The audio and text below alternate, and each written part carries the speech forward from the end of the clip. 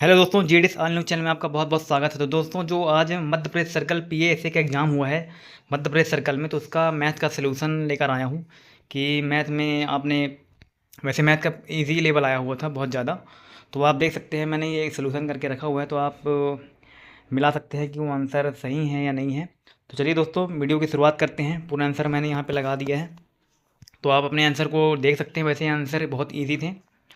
तो चलिए दोस्तों, देखते हैं। ये क्वेश्चन आपके पास आया होगा। तो चलिए दोस्तों, मैं लाइन बाई लाइन दिखाते जाता हूँ, तो आप मैच कर लीजिएगा जो भी आपने आंसर लगाया हुआ है ना। या कोई क्वेश्चन यदि छूट जाता है तो आप कमेंट कर दीजिएगा, मैं आपको उसमें ज़रूर बता दूंगा, है ना, यदि कोई क्वेश्चन आपको रह जाता है। ये क्वेश्चन देख लीजिए, इसका आंसर 4 आवर आ रहा था, है ना, 4 आवर में। ये वाला क्वेश्चन देख लीजिएगा, इसका आंसर 30 आ रहा है। और ये वाला क्वेश्चन है, 25 पुस्तकों की कीमत 1875 रुपये है, ऐसी 16 पुस्तकों की कीमत ज्ञात करें। तो मान लीजिए 25 पुस्तक की कीमत 1875 है, तो पहले एक पुस्तक की कीमत आप निकाल लीजिए, फिर 16 पुस्तक की कीमत आराम से निकल आएगा, है ना। तो 1200 इसका आंसर आ रहा था। और ये 250 मीटर लंबी ट्रेन एक खंभे को 10 सेकंड में पार करती है, तो ट्रेन की गति किलोमीटर प्रति घंटा में बताना है। यानी कि मीटर प्रति सेकंड में दिया हुआ है, तो आपको किलोमीटर प्रति घंटा में निकालना है। तो आप 18/5 से गुणा करा देंगे, किलोमीटर प्रति घंटा ये निकल आएगा, है ना, 90 किलोमीटर प्रति घंटा। और यदि मीटर प्रति सेकंड में निकालना होता है तो 5/18 कर देते हैं, है ना, उल्टा। और एक व्यक्ति किसी वस्तु को 920 रुपये में बेचता है और 10-15% का लाभ कमाता है, तो वस्तु का क्रय मूल्य ज्ञात करना है। क्रय मूल्य ज्ञात करना है तो क्रय मूल्य हमेशा 100 रुपये मान के ज्ञात किया जाता है ना। तो मान लीजिए 100 रुपये की उसकी कॉस्ट वैल्यू है ना, सीपी। तो यदि आप 15% का लाभ कमाते हैं, यानी उसकी वैल्यू हो गई 115 रुपये, तो आपको कॉस्ट प्राइस निकालना है। तो 920 गुणे 100/115, तो आप इसको सॉल्व करेंगे तो आपका आ जाएगा 800 रुपये कॉस्ट प्राइस।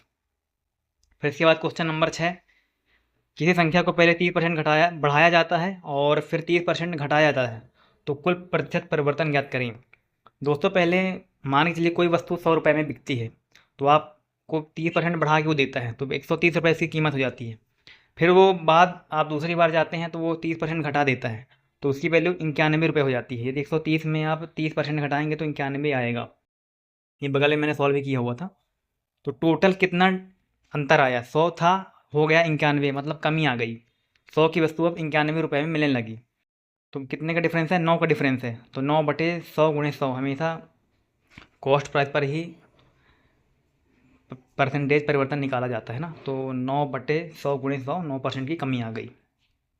अब ये क्वेश्चन आ गया, एक व्यक्ति किसी वस्तु को 920 रुपये में बेचता है और सेम हो गया, है ना।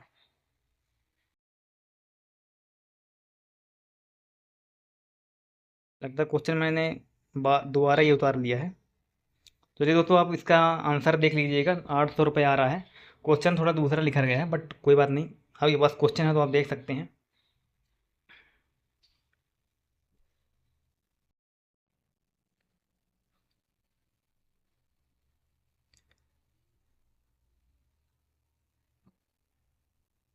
एक ये दोस्तों, ये वाला हुआ है, सॉरी, कि एक एक व्यक्ति किसी वस्तु को 920 रुपये में बेचता है और 15% का लाभ कमाता है, तो वस्तु का क्रय मूल्य याद कीजिए। ये मैंने निकाल दिया हुआ है। अब ये 8 विद्यार्थियों के औसत 72 हैं। यदि एक और विद्यार्थी के अंक जोड़ने पर औसत 75 हो जाता है, तो नए विद्यार्थी के अंक ज्ञात करें। 8 विद्यार्थियों का औसत पूरा निकालने पर टोटल अंक कितने आए, 576 रुपये।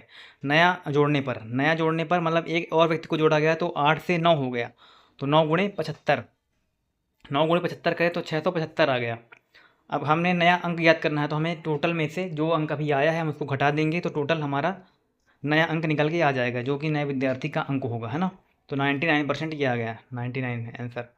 और ये साधारण ब्याज ज्ञात करनी थी, बहुत ईजी क्वेश्चन है दोस्तों, तो इसका फार्मूला आप लगा करके सॉल्व कर सकते हैं। 2880 आंसर आ रहा था। और ये कार्य वाला दिन और कार्य, है ना। ए और बी किसी कार्य को 10 दिनों में करते हैं, ए अकेला उसे 15 दिनों में करता है, तो बी अकेला कितने दिनों में पूरा करेगा। तो ये आप ए और बी मिलकर 10 दिनों में करते हैं और ए 15 दिनों में करता है, तो टोटल इनकी एफिशिएंसी निकाल लीजिएगा। पहले तो टोटल वर्क कितना हो गया, 30। आप एलसीएम ले लेंगे तो 30 का एलसीएम आएगा, और इन दोनों की एफिशिएंसी कितनी निकल के आ रही है, 3, और ए की निकल के आ रही है 2। तो जब ए की इफिशिएंसी 2 है तो यहाँ पे 2 लिख करके टोटल कितनी इफिशिएंसी है इनकी, तो इसकी इफिशिएंसी 1 होगी बी की, है ना। ए की 2 है तो इसकी, क्योंकि ए और बी 3 करते हैं और उसमें से 2 ए जो होता है वो 2 करता है तो बी 1 करेगा। तो अब बी का निकालना है तो बी 30/1 बराबर 30 दिन, है ना। 30 इसका आंसर हो जाएगा। यदि 5 किलो चावल की कीमत 275 रुपये है तो 12 किलो चावल की कीमत कितनी रुपये होगी। तो आप पहले 5 किलो का बराबर करके 275 रुपये लिख लीजिए, फिर 1 किलो का निकाल लीजिए, फिर 12 किलो का निकाल लीजिएगा, तो आपका 660 आंसर आ जाएगा। ये बोर्ड मास वाला क्वेश्चन दोस्तों बहुत ईजी आया हुआ था, रिपीटेड क्वेश्चन टाइप में है पूरा। तो आप इसको सॉल्व कर लीजिएगा, ये बहुत ईजी है ना। का 51 आ रहा है और इसका 43.2 आंसर आ रहा है, ठीक है।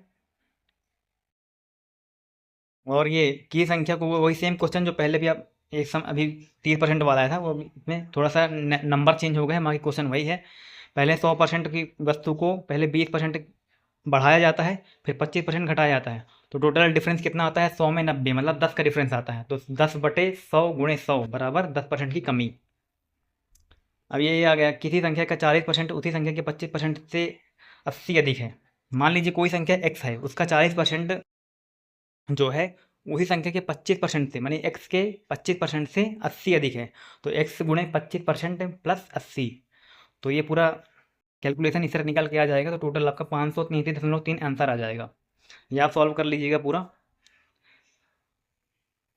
और एक दुकानदार किसी वस्तु को 20% लाभ पर बेचता है, यदि क्रय मूल्य 10% बढ़ जाए लेकिन विक्रय मूल्य समान रहे तो नया लाभ ज्ञात करें।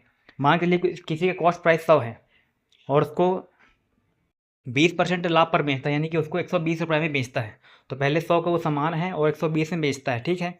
फिर दूसरी बात ये कहता है कि यदि क्रय मूल्य यानी खरीदा गया मूल्य 10% बढ़ जाए, यदि हम 100 की वस्तु को 110 में बेच दें तो जो लाभ होता है वो समान रहता है,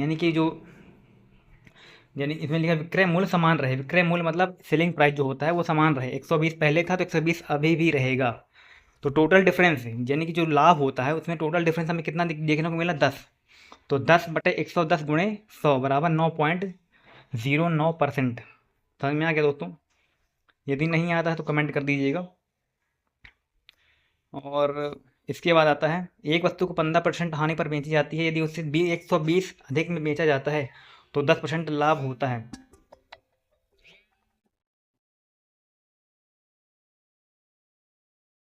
तो इसका आंसर देखते हैं।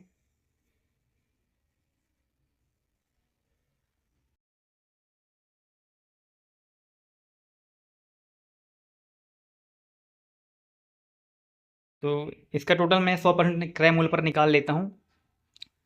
एक हानि होती है एक लाभ होती है, तो इसको हम टोटल जोड़ देते हैं। ये शॉर्ट ट्रिक होती है दोस्तों। एक क्योंकि क्वेश्चन जो होता है जल्दी एग्जाम में करने के लिए शॉर्ट ट्रिक का बहुत यूज़ किया जाता है, तो मैंने शॉर्ट में लिख दिया है 120 × 100/125 बराबर 480, ठीक है।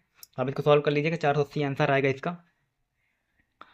और ये कोई धनराशि साधारण ब्याज पर 8 वर्षों में दोगुनी हो जाती है, वह कितने वर्षों में 4 गुनी हो जाएगी। तो इसको अब थोड़ा सा डिटेल मैंने कर दिया था। इसका भी शॉर्ट आंसर होता है, इसका फार्मूला होता है n1-n2-1/n1-1। ये टोटल समय निकालने के लिए फार्म T1/T2 है ना। ये आप इसका फार्मूला भी होता है, बट मैंने थोड़ा सा डिटेल यहाँ पे लिख दिया है हल्का सा, बहुत जल्दी हो जाता है, टाइम नहीं लगता, तो इस हिसाब से मैंने लिख दिया है, आप देख लीजिए। पहले मूलधन x था और उसका जो मिश्रधन आया यानी कि 2 गुना हो गया तो 2x, और सिंपल इंटरेस्ट को बढ़ा देंगे a - p कर देंगे तो x आ जाएगा, है ना। तो ये पूरा मैंने पहले रेट निकाल लिया। रेट निकालने के बाद जो नया इसमें बोला गया है कि कितने वर्षों में 4 गुनी हो जाएगी, तो फिर मैंने पहले शुरू में मूलधन x रहा, फिर मिश्रधन 4 गुना हो गया तो मैंने सिंपल इंटरेस्ट निकाल लिया 3 गुना, ठीक है। फिर उसको सॉल्व कर लिया तो 24 वर्ष आ गया, ठीक। ये फिर औसत का क्वेश्चन आ गया तो मैंने सॉल्व कर दिया है 33.8%, है ना। और ये एक दुकानदार किसी वस्तु को 20% लाभ पर बेचता है और यदि 10% क्रय मूल्य 10% बढ़ जाए लेकिन विक्रय मूल्य समान रही तो सेम हो गया। और ये फिर कार्य और समय वाला क्वेश्चन आ गए, है ना। इजी क्वेश्चन है दोस्तों ये रहे PSA के मैथ्स के सॉल्यूशंस। यदि आप करके आए होंगे तो सेम, तो आपके पूरे 20 के 20 नंबर इसमें आ जाएंगे। यदि कोई क्वेश्चन धो के छूट गया हो या डबल आ गया हो तो उसको मत काउंट करिएगा। और यदि कोई दिक्कत हो तो आप कमेंट कर सकते हैं। चलिए दोस्तों, मिलते हैं नेक्स्ट वीडियो में। धन्यवाद।